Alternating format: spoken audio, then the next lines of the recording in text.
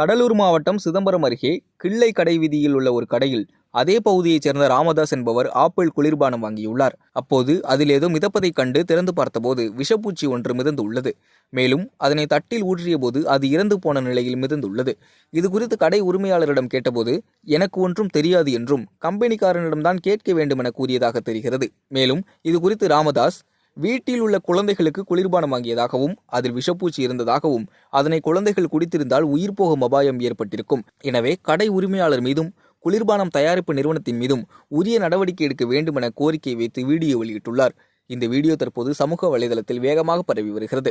நான் ஒரு கூல்ட்ரிங்க்ஸ் வாங்கினேன், ஆப்பிள் ஜூஸ்ன்னு பிள்ளைக்கு வாங்கினேன். இதை பார்க்கும்போது உள்ளே ஏதோ மிதங்கின மாதிரி இருந்தது. அப்புறம் சரி என்னன்னு திறந்து பார்க்கணும்னு பார்த்தா அது உள்ளே விஷப்பூச்சி ஒன்று செத்து கிடக்கு. அதை கடைக்கார்ட்ட சொன்னேன், இது எங்களுக்கு தெரியாது, கம்பெனிக்காரர் தான் அது பார்க்கணும் அப்படின்னு சொல்கிறாரு. அதனால் நான் அவரை கேட்டு நான் இது சம்மந்தமாக நீங்கள் இந்த கம்பெனி மேலே நடவடிக்கை எடுக்கணும்னு கேட்குறேன்.